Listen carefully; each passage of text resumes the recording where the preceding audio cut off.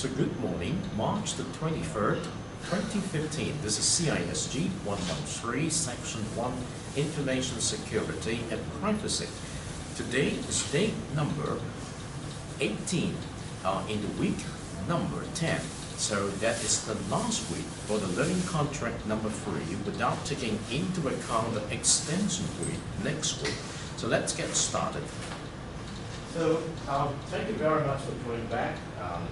If you have been following this course closely, you know that you have already received some grading for your second learning contract, and I will finish giving you the grade for the blog, for the meeting minutes and proposal by the end of today.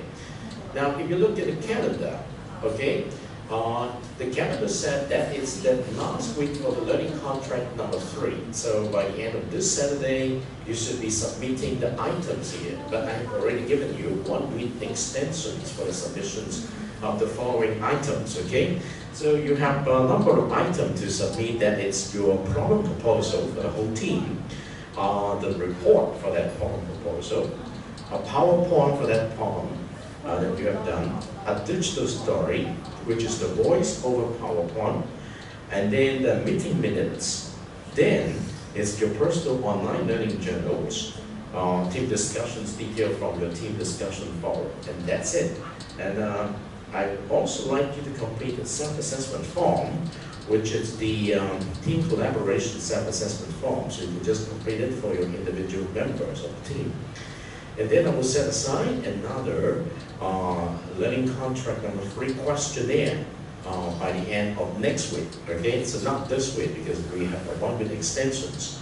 And after that, in the week following, immediately you will see the assessment report for the learning contracts here. Now, as I promised, you have all your assessment report for learning contract number 2 coming up yesterday and today. So we would encourage you to try the very best, because we do not have a lot of homework except for this free learning contract. So I would also inform you that you will have a very simple midterm, okay?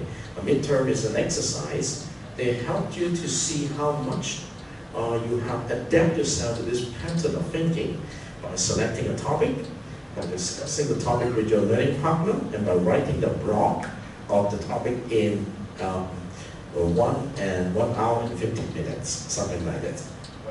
I think we do have the calendar for the midterm. Let's double check it one more time. That will be after you have submitted your learning contract number 3, okay? So let's get back to here.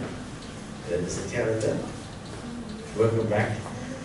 That is the calendar. So you can see that in the calendar, let's say, we do have assessment, something like this. Yes. It will be the midterm exam in week number 11. That means actually next week, okay? Now remember, the midterm exam is nothing you need to memorize. It will be just like, I think let's set it on next. Let's say, let's check the calendar. Now this is March, next Thursday, yeah, April the 2nd, okay? April the 2nd? Do you have a time? Oh, okay, okay, it's all right. So if not April the 2nd, is it possible to do it on the 31st, okay? Now remember, what you need to do in the midterm is something very simple. What you need to do is basically you select a topic. Now definitely, I will give you a number of choices, and these choices are basically the 10 reading lists. Week 1, week 2, week 3, week 4, week 5, week 6. Okay? From the 10 reading lists, you select what we call a question. Remember, in each reading list, we have questions. Okay, let me just bring you back here first. If you look at the course review here, okay, we have 10 different weeks, okay? So if you can take a look at the course review, from week 1 to week 10, we have a number of questions here, okay? So these are the reading lists. So under each question, you have a number of items there, all right? So what I would like you to do is basically give you free choice from 10 widths. You select any question, and underneath that question, you select any source topic, okay? So that means what? That means, no, I don't mean you can cheat. You don't need to cheat. Actually, you can select a topic beforehand, okay? And what you need to do is, once you've selected the topic, the midterm says you need to do an OIA for the topic, the observation, interpretation, and applications, okay? No matter how rudimentary it is, but you need to complete it within the midterm period. And then after you complete it, you must share your OIA in the discussion forum with one of your teammates, or no, actually with all of your teammates or your learning partner, and you try to engage them to discuss with you, okay, within the midterm exam period. And it is you who's going to determine how much is enough, the discussions, okay? You want them to get your feedback on a particular point, okay? So you may want to say, hey, buddy A, please help me give me some feedback here. And then say, buddy B, please help me give me some feedback here. And buddy 3, help me get some feedback here. Or you just want to stick to one turning comments, okay? It is a kind of exercise which is basically what we do every day when we are doing Facebooking, because we have topic and we want to give feedback to people and then we engage in discussions. Now, after some discussions, your next job is you need to write a blog based on the topic by combining your personal perspective and the feedback obtained from your learning partner or teammates. And your blog should not be more than 300 words, okay? So that is the midterm exam. You see what we're trying to do? What I would like to do is I would like to book a computer room for your convenience, okay? So because not many of you have a notebook computer, this room may not be good enough because we do not have computers. So I'm trying to get on one computer room. So that will be booked on March the 31st, which is it 31st? Let's see. Monday is not March the 31st. March the 30th, okay? March the 30th, that's Monday. From 10 to 11:30, and you go to a computer room. There, you sit apart from your partner, okay? Okay. Actually, I do not know because in the past we just say it's your learning partner, but now it's not a big difference with your teammates. But definitely, during the midterm, you cannot talk physically to anybody, but you have to talk through the computer, the discussion forum, you see? Because you need to engage in discussions, you need time, using written communications. So what you need to do is, you need to select a topic, you need to select a source for the topic, the reading source, you need to generate an OIA, okay? You need to engage your learning partner for discussion, and you need to come up with a blog. I do not encourage you to cheat. You don't do everything beforehand normally. And then I would like to see how much you can handle within a small amount of time, these things, okay? And we consider that as an exercise, all right? It's an exercise, not the kind of scary term.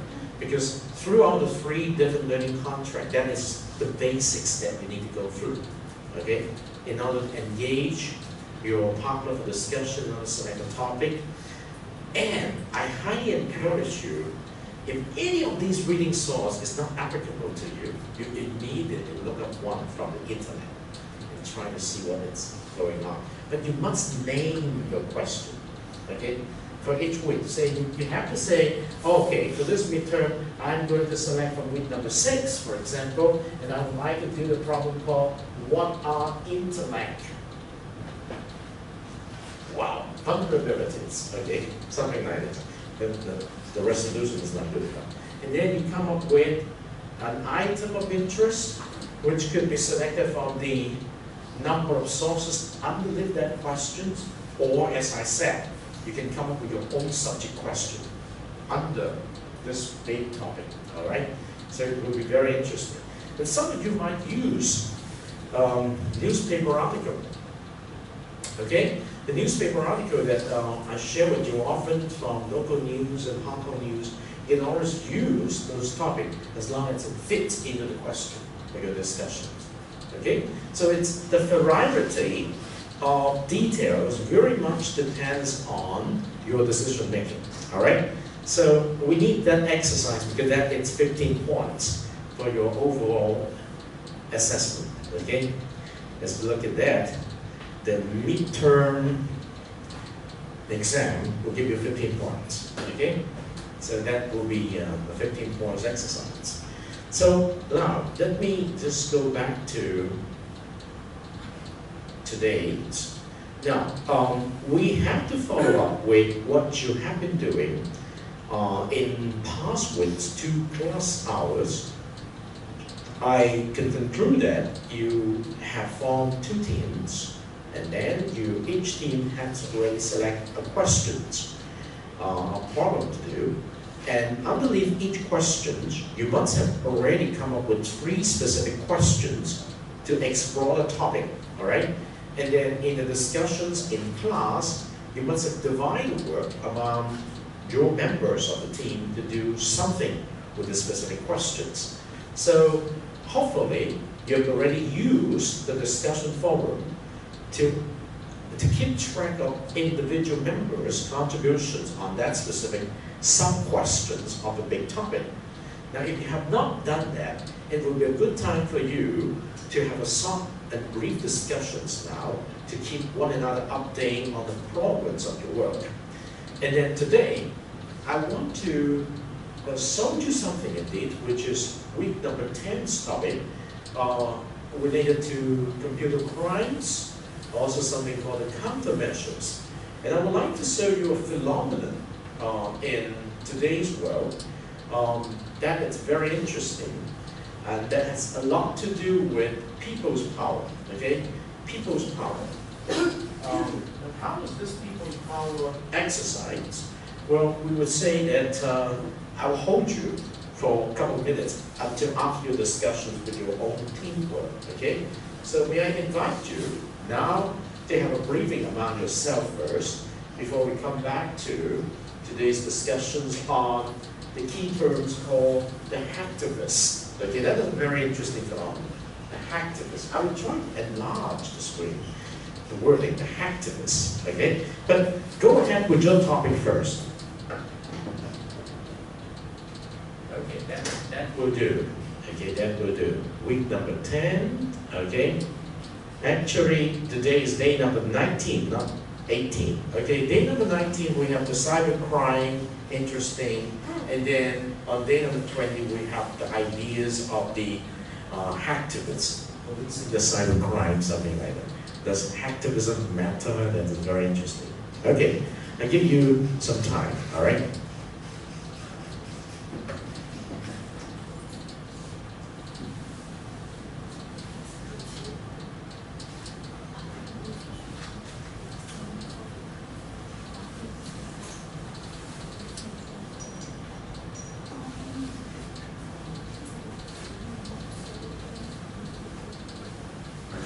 Do not feel the air conditioning. On the contrary, I feel warm air coming up, right? So it's not very good. So maybe that is the reasons why they open up the window. So sorry. Yes.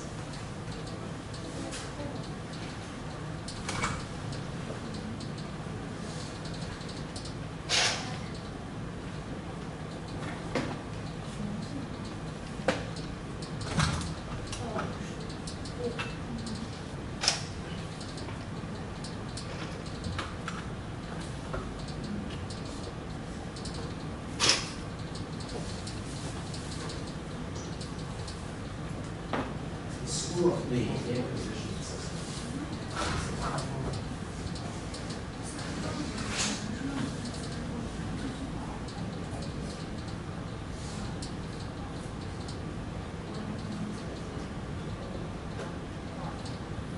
It's important that you have to track the progress of the team members, because you are supposed to get a big pool of information.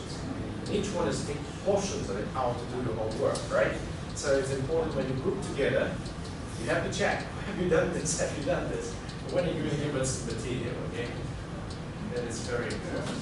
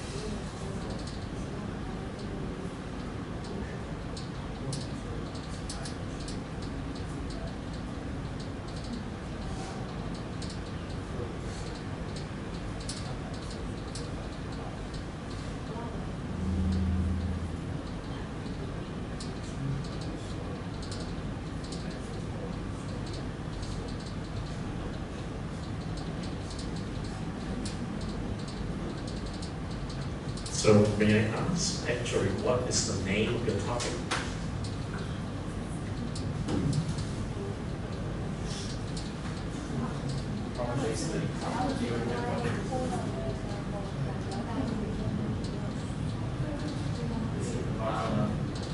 Computer crime, right? Thank you. So they are working on computer crimes. What's the name of the topic? Yes. Internet fraud. Okay, that's very good. So I have prepared a short video for you to learn something about the traditional computer crime, which is also connected to internet fraud.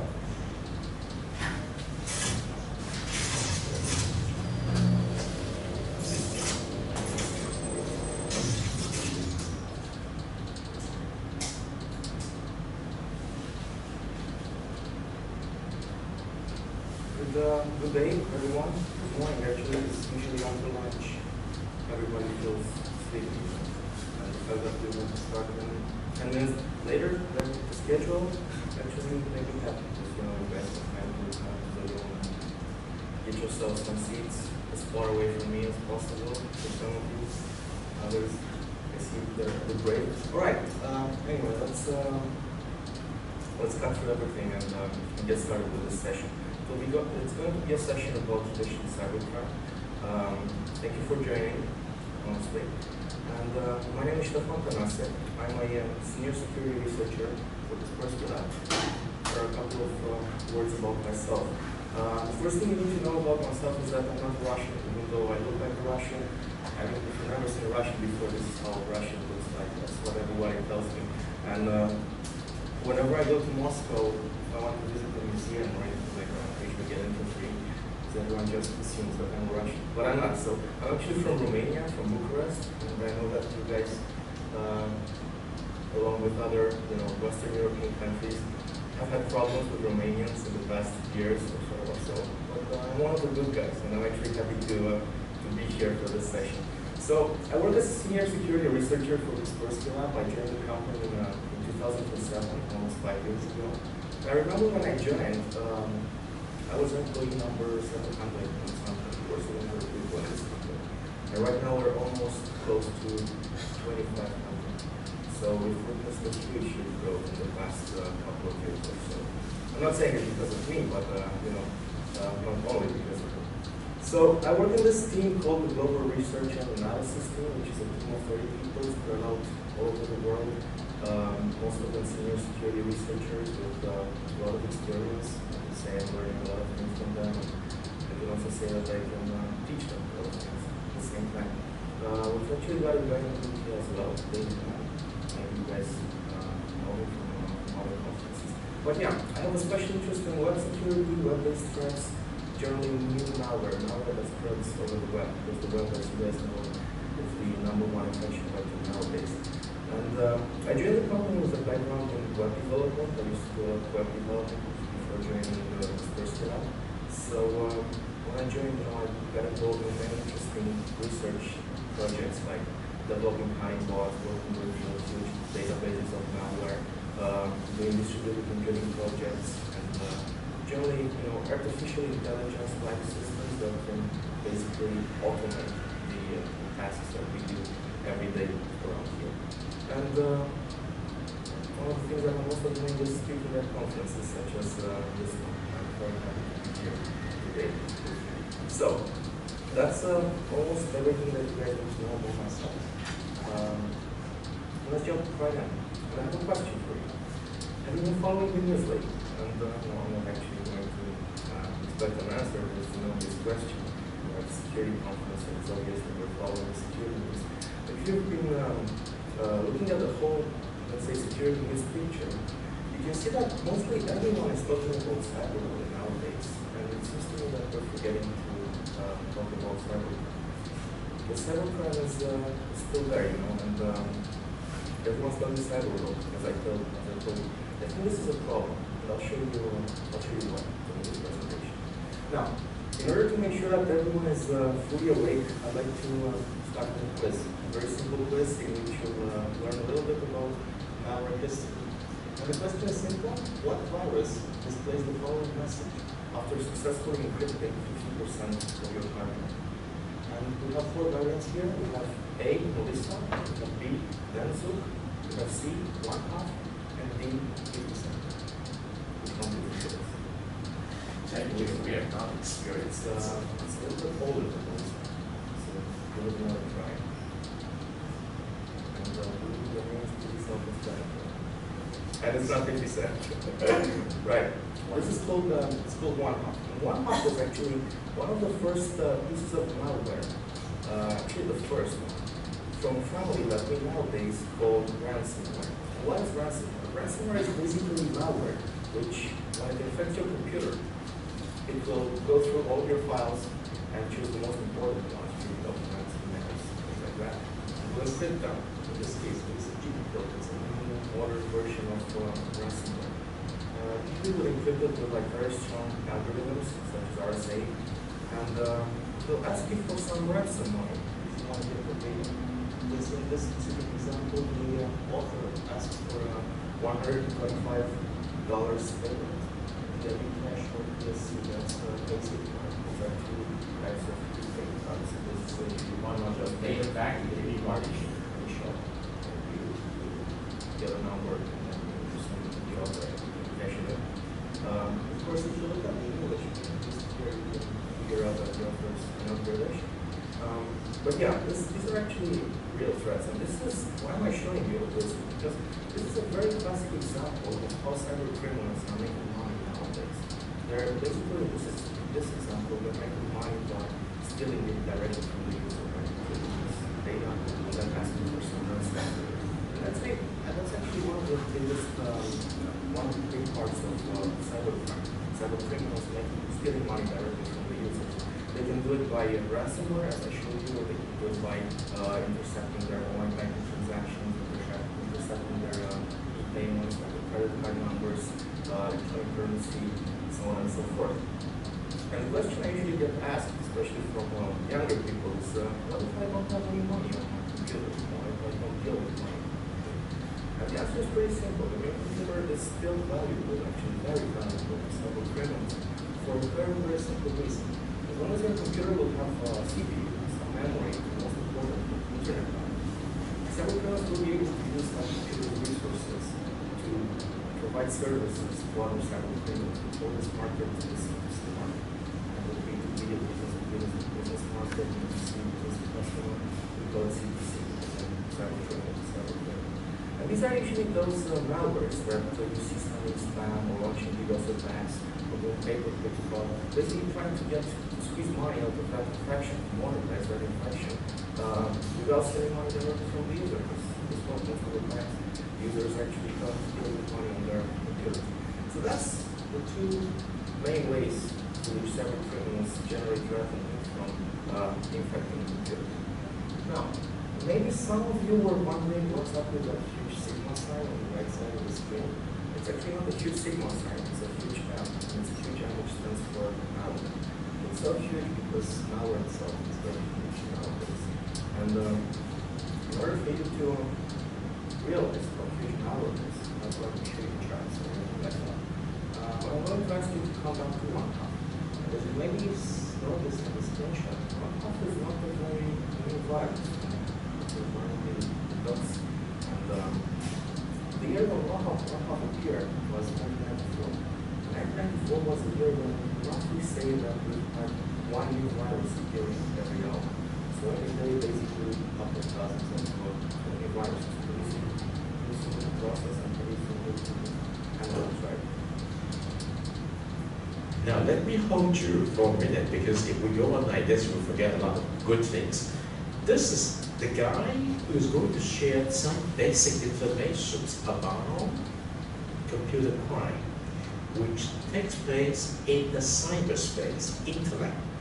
Okay, the first thing we would like us to know is how do cyber criminals make money? Okay, example.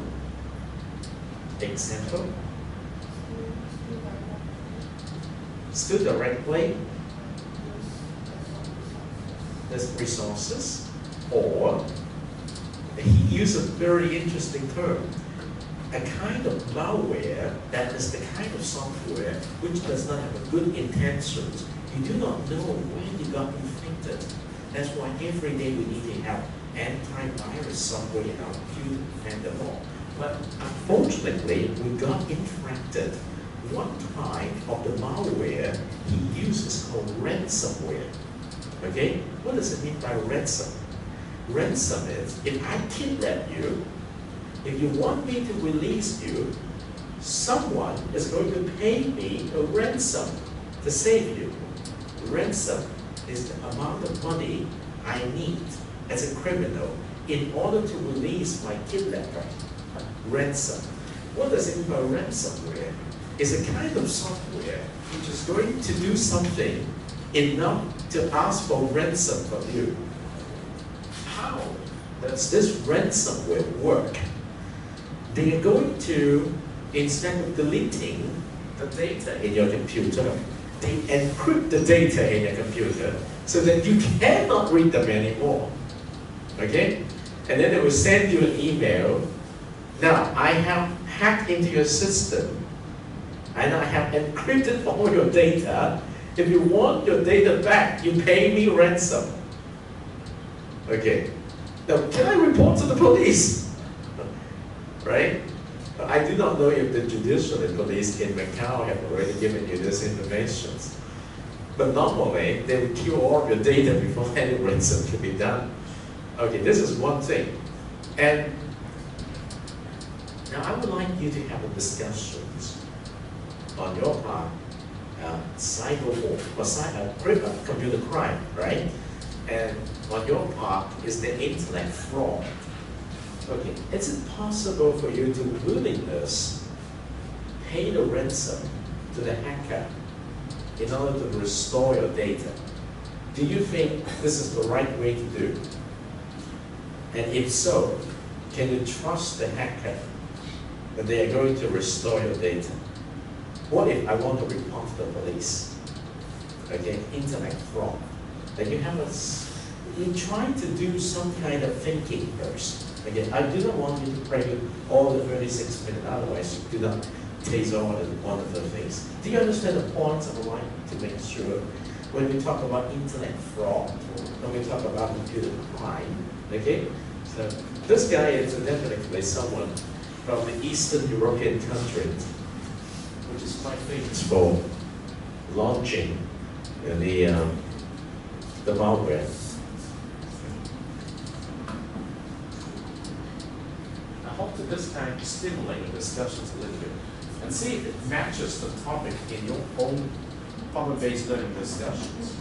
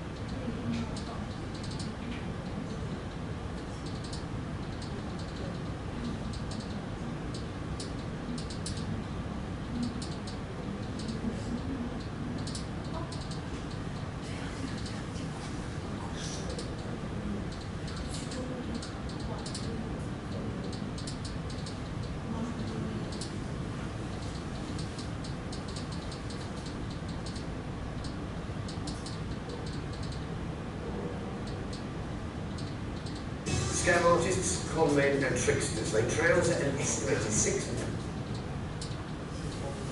Okay, I give you perhaps 5 million minutes. pounds every year from you and me, the British public. They don't care who they target or how much damage they cause. All they want to do is get their bits for as much of your cash as they can.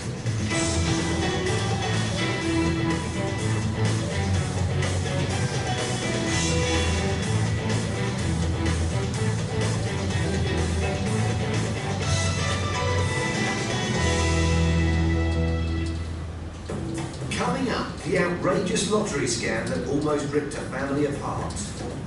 It nearly destroyed my marriage. And the corkscrew con men who use their knowledge of wine to live the high life at their victims' expense. Well, here we are in New York. Well, I'm here to tell you what the con man doesn't want you to know. How to stay one step ahead of the game and not get scammed.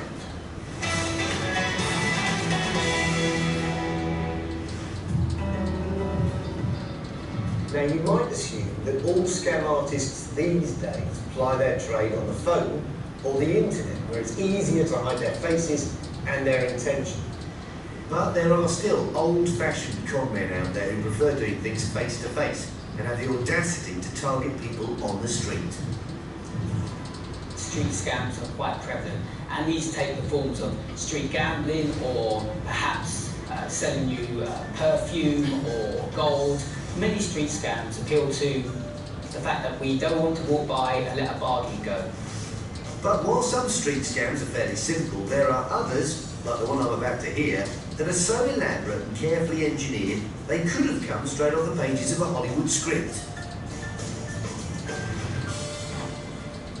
The man I'm about to meet was targeted as he was walking down the road, and the events that followed left him feeling utterly out of control.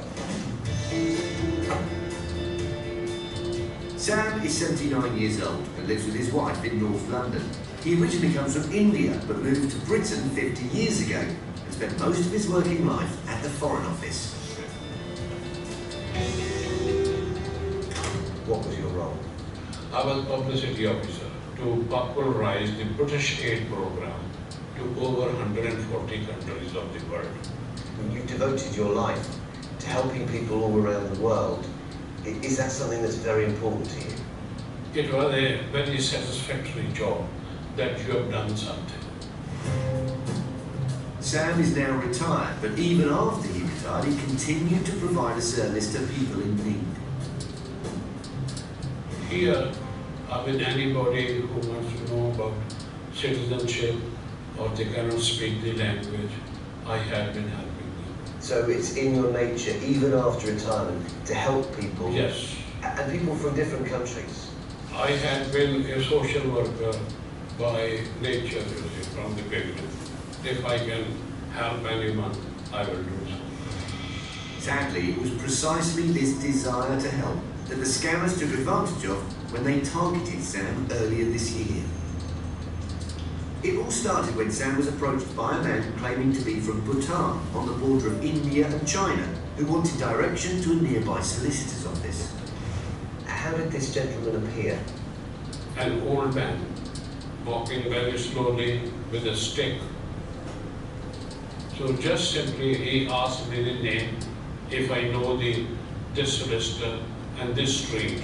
The opening ruse of just asking for help just appeals to our good nature. Most people want to help others, and once you start helping someone, you start forming a bit of a bond with them. The man didn't speak much English and appeared confused. As Sam's used to helping foreign nationals in need, he was keen to pitch in. The man told him he had a winning lottery ticket and that the solicitor in question had promised to give him some money for it. He simply said, I'm anxious to find the solicitor because he has promised to give me 35,000 cash against the lotto I have won. Initially, it didn't seem a very plausible story. Most people with a winning lottery ticket would go and cash it in, not sell it to a solicitor. But the man told Sam he wasn't interested in the winnings. He just wanted to get enough money to go back to his country. He doesn't speak English, he has got no passport, and he is from Bhutan, and he wants to return to his home. Sam felt sorry for the man and wanted to help, but as he didn't know the solicitor and was unfamiliar with the area they were in, he was at a loss to what to do. It was at this moment that a second man appeared. He was wearing a blue suit with the insignia of a bank. And he said, I'm a bank manager. Can I help? These type of scams, you need what's called a claim of authority. That is an authority figure who you can believe in. You wouldn't expect a bank manager to be involved in some intricate scam. So this really starts drawing you in that it's a believable, genuine situation that's occurring. Sam grew up in a traditional family in India where professional people like bank managers are held in very high esteem. He was immediately impressed by this smartly dressed, very capable-seeming young man. He's presenting himself as a bank manager Yes. to you. What effect does that have? Well, the fact was that I trusted him. As the foreign man didn't speak much English, the bank manager then asked Sam to translate for him.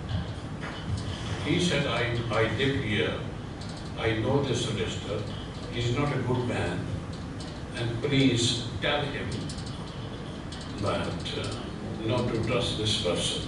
What's quite clear from what's happened here, it is rehearsed, that each of the individuals in the scam know their part, they're playing their part well, and they're just creating a world around the victim which is very credible. The first stage of the scam had now been achieved. The scammers had appealed to Sam's good nature to draw him in. Then they'd given him a role to play, that of interpreter. And now the bank manager moved on to the next stage. He said, could you come and sit down in the car so that we can solve this thing out? Then he said, can I see the lotto ticket? What's happening here is the scammer's taking control. He's a figure of authority, he's now going to tell everyone what to do.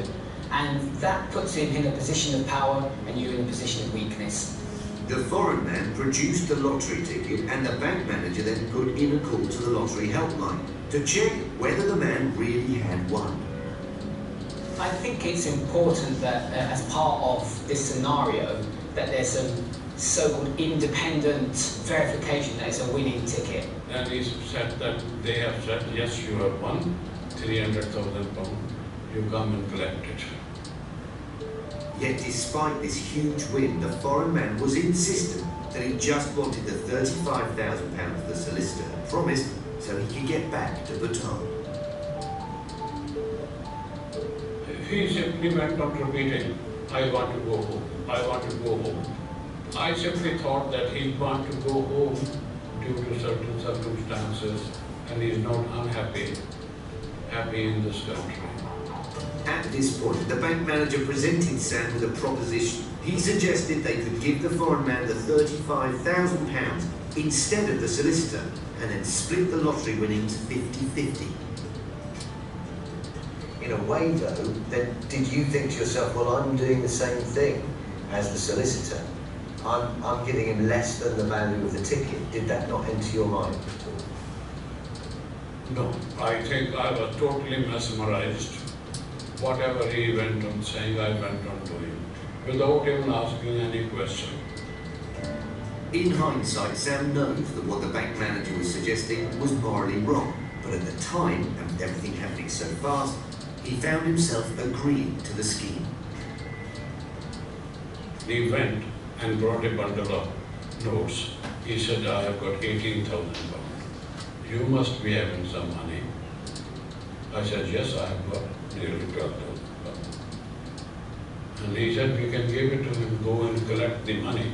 Showing the money is the one thing that adds huge credibility to this whole scenario. You see the money, and I think this starts you almost salivating about what lots of money looks like. Sam was now so caught up in the situation, he began thinking about how this money would benefit his family. My daughter, she works in the hospital. I thought I'll help them ease a little because they are very hard up with 2 children to bring up. So he agreed to withdraw the money. And now, as is so often the case with scams, the pressure was on. The one thing I would like to hold you here, and you remember I showed you the Nigerian scam about 2 weeks ago, right? The Nigerian scam is how the trap is set up to pull the people into the pit, step by step. Look at what's happening here. A very kind and helpful old man. He's from India, and he met someone who's also from India. So naturally, he would like to help this person, but he never knows it's a scam setup, okay? So think a little bit about how he's pulled into the trap. Now, you are just to hear a little bit more about he's willing to give up some of his own money. For what? Okay? So now, your case is intellect fraud, okay?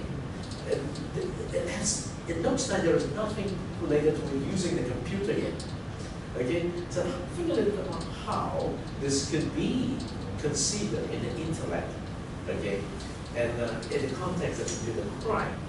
All right, so there's a lot of very interesting story which I remember. One story I shared with you is about a woman lady served an account back in 2012, in January the 4th.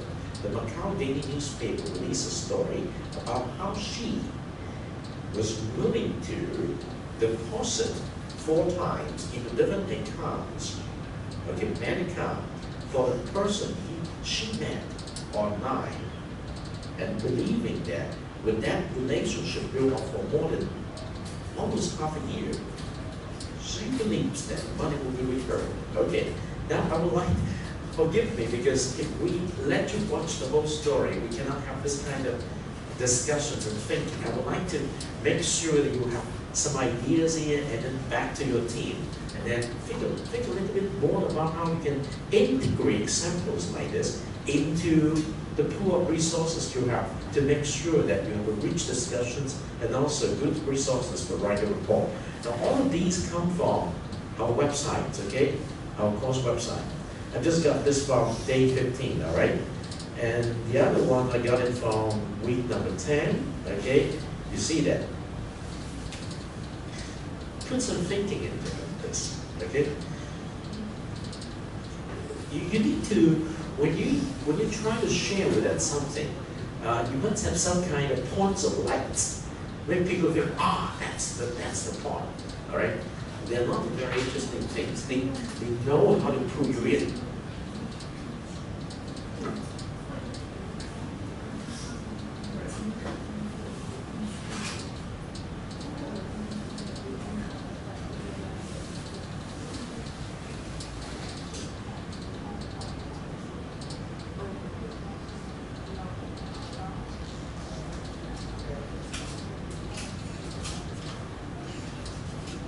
A lot of things prepare for you, but you try to make the best use of it.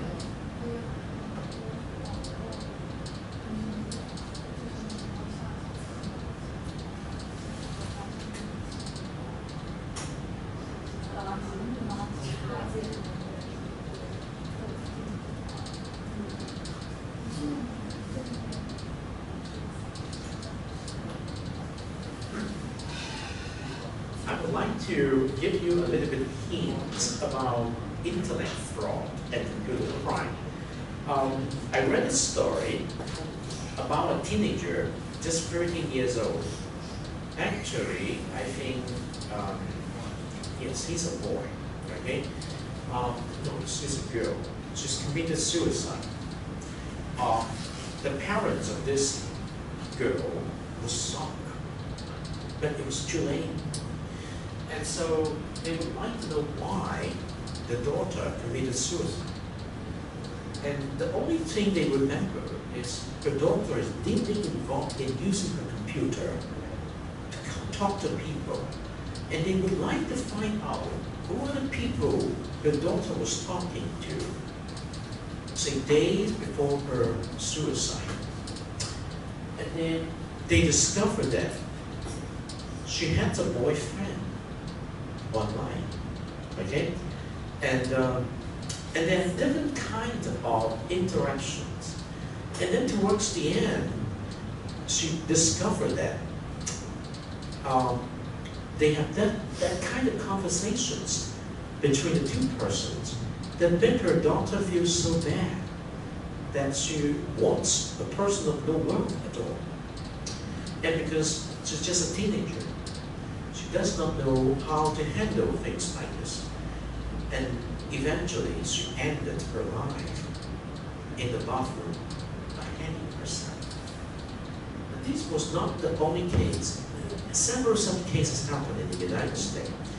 But it turns out that when the parent of that daughter discovered more and more behind the relationship between her daughter and that fictitious figure supposed to be her boyfriend, they tracked down with the help of the police that particular interaction was coming from a location on the same street where they live. Because they tracked down the IP address or something like this.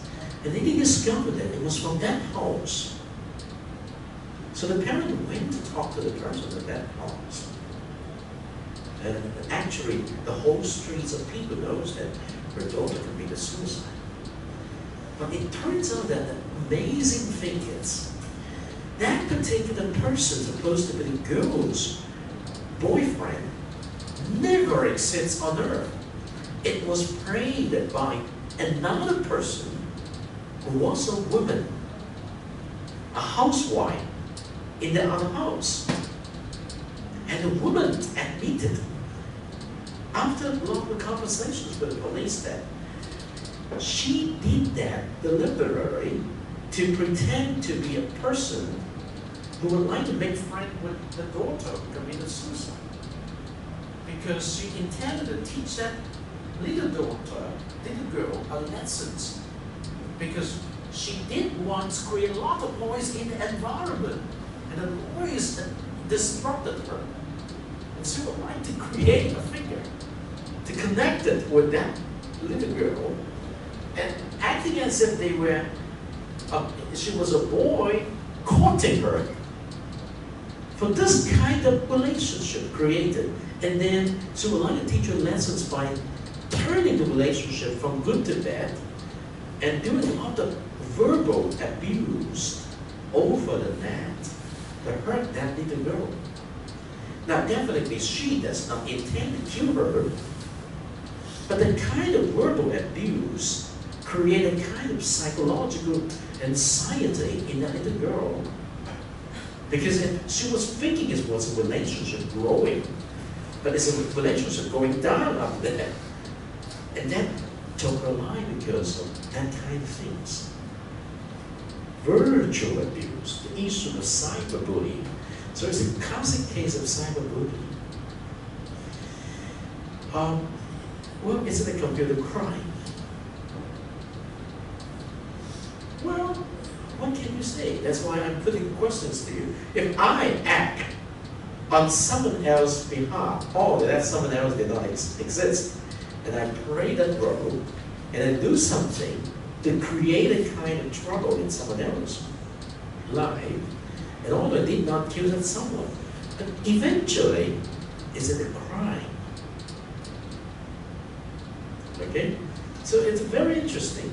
Isn't a computer fraud? Fraud? What does it mean by fraud? Using false identity to achieve some kind of purpose online. Be that purpose legitimate or illegitimate. So another issue I would like to introduce to you today, which I'm very conscious of my kids using a computer today, actually. I let them play games, but I seldom allow them to create a Facebook account. I seldom allow them to be on social network. Because you never know what kind of criminals are hiding behind those walls, and they are fishing for kids. And actually, it turns out that an encounter happened several times. The very famous story, remember, months earlier, is about a police, a young police in the town, okay? She's fishing for teenagers from different schools and entice them because the police use a false identity as a teenage model, company's manager or something like that, recruiting teenage girl to become young model. Is it a kind of internet fraud? Is it a kind of computer crime? I'm just trying to relate them to you. So sometimes you might want to know more story, and then you try to put them together in your perspective. That is an issue, not just cyberbullying. It's a very serious crime, okay? So I hope that I give you enough, and if you like, you read a little bit more of the stories here. It's very disturbing. And actually the first story comes from the our week #1 on the PBS videos called Growing Up Online. Okay, and you can read more about that story to know it. It's absolutely, well, for me, I'm so much shocked at the very beginning when I read this story. How can people do something like this? Okay, so to create a trap for people, but there are many people, they are supposed to be called cyber criminal, they are doing exactly like this.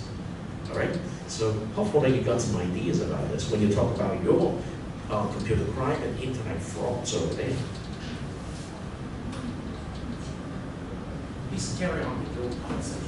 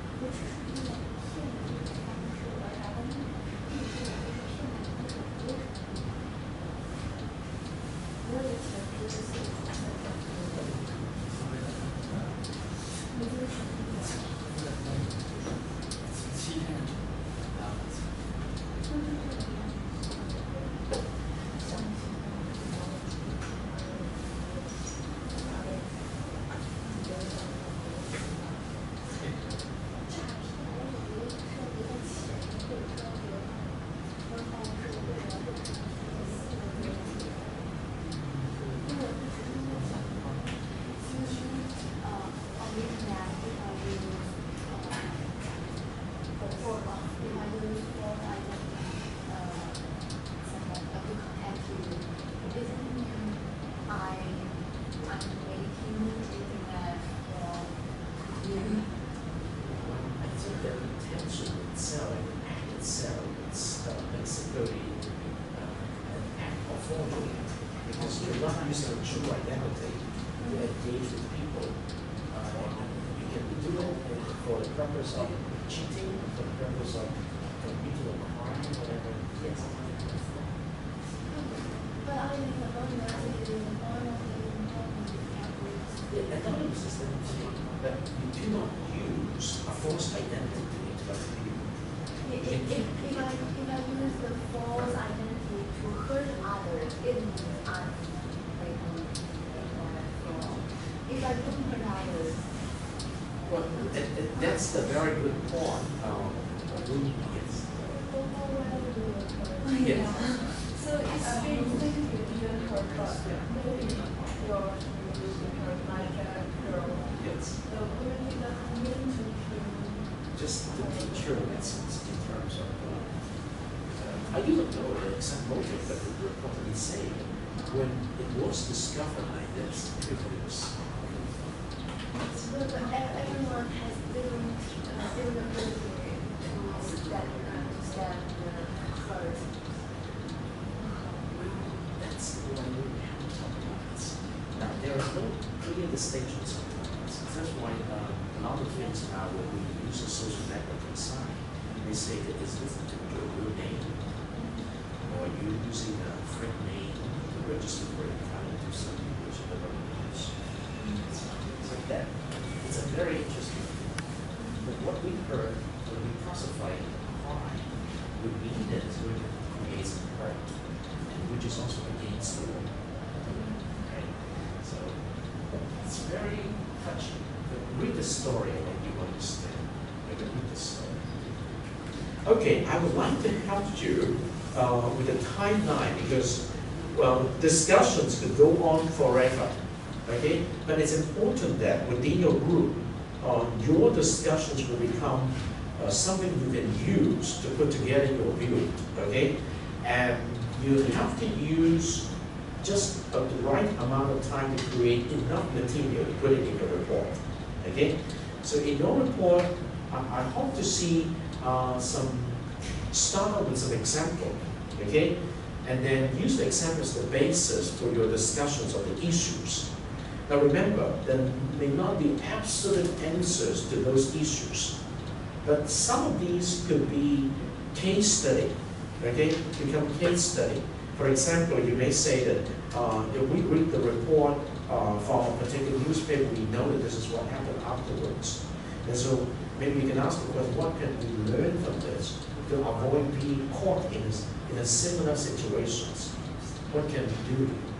You may ask questions like that. And then individual of you in your team might give you a personal feedback on that. Because that is very subjective something. And of course you cite some sources where you got the information. And that will be a very interesting report. Things like this must be done in a way that is very meaningful to you individually, because that's a topic you choose. And if the story you know, and you have some thinking or feelings or attachment to it, you can also write something very, not just personal, but very useful for others to understand how we can learn from this case. I would say that I love the stories or the commercial done by the local police and the judicial police. They learn a lot of cases that happen actually, and they produce the promotions of the commercial to awaken people's awareness that things like this will happen. So when someone talks to you like this, be careful. Okay? So that is the minimum we can do. We do not know every case, because as you can read from the story of the Indian in Britain, this is absolutely a highly sophisticated scam, with different people playing different roles. But in Macau, we know that we have K-Fo Dong, right? We have a Jubo Dong. A lot of things, they actually gather people, create a very touching story to talk to people one after the other, and different actors will come into the play. in order to trade someone for money or whatever it is. So, fraud, that's criminal offense. So now remember, things like this could go on forever, but when you write a report, your primary concern is do not go beyond the deadline. Okay, as long as you have enough material to write a report, you will not lose all the point, but you have already done a good job already when you can meet the deadline. Okay, and if the wise is not here, just share that in the forum for other people. Okay, something like that. So I hope that you enjoy this kind of discussions, because if I just play the video, if I do not stop them, you just watch the video. But if I stop it and I invite you to think, you will have a different way to look at it. And remember, the OIA method of critical thinking is very important. You observe something, you ask some question, you ask what we can learn from that, and then you listen to the feedback of your teammate. It will be very good. Okay, so I will send you email to inform you exactly which room you have to go next Monday for the midterm. It would be something like this, Joe. You can choose a topic like this to watch and talk about this during the midterm exercise too. As I said, it's free for you to choose. All right. So that's it for today. CISG113 Section 1, Computer Security and Privacy. Until Thursday, stay tuned.